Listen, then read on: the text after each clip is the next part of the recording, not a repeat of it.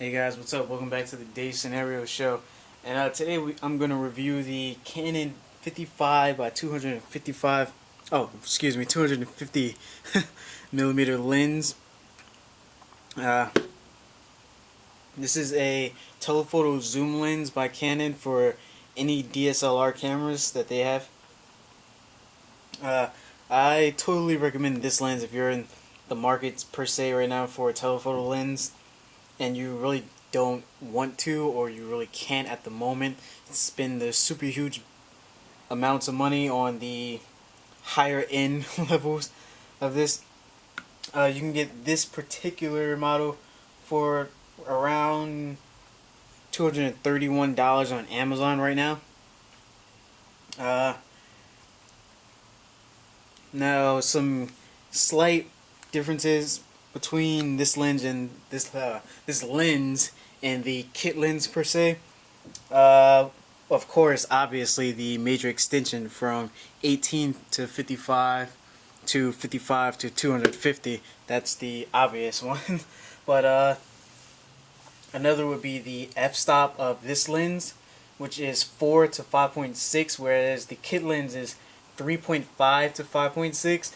So shooting in lower lighting, I recommend using the kit lens, but this does shoot very well in low lighting, so it can get the job done. But you know, if you're really that into shooting in low light situations, then yeah, I suggest you just go ahead and use the kit lens. Now,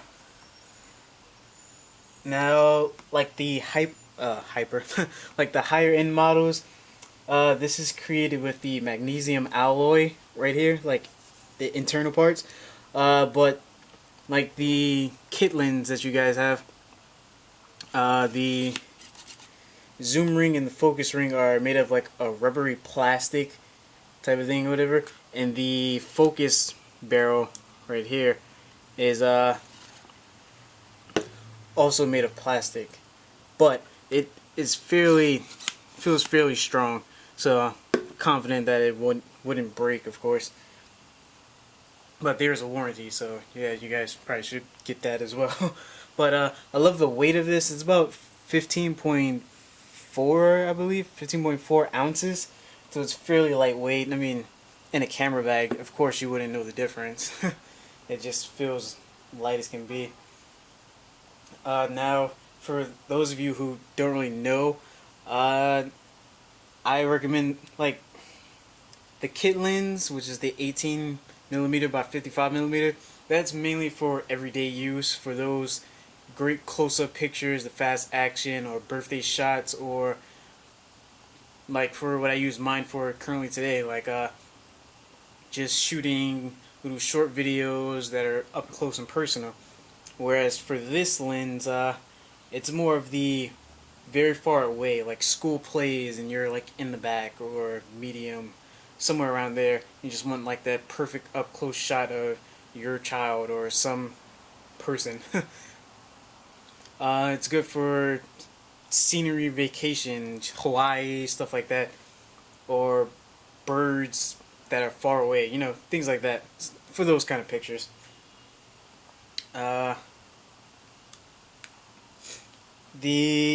Now there's a slight thing that can be a problem for some people, but it's not really that big of a deal for me. The autofocusing on this is kind of slow, but it's not that big of a deal. I mean, just use manual focus, which is what I do. Overall, I highly recommend this camera. I mean, this lens.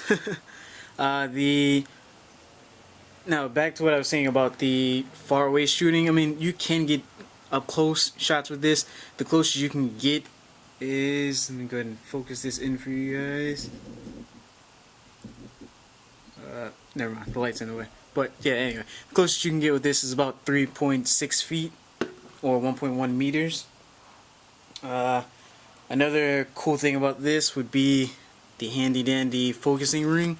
So you would use this as opposed to like the kit lens. Sorry, as opposed to the kit lens where you would have to usually just go by the ring and do all that. This is perfect, just use the ring right here. And I love that mechanism. And yeah, of course you have that one. So there you go, that's the full size. And yeah, it's pretty big. Oh,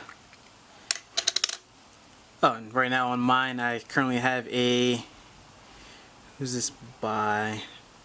A Tiffin UV protector lens on mine. So yeah, I highly recommend this lens, and as usual I do have the link in the description so you guys can go check this out if you guys are interested. And again, I'd like to thank you for watching. Remember to subscribe and thumbs up these videos. Thank you, have a good one.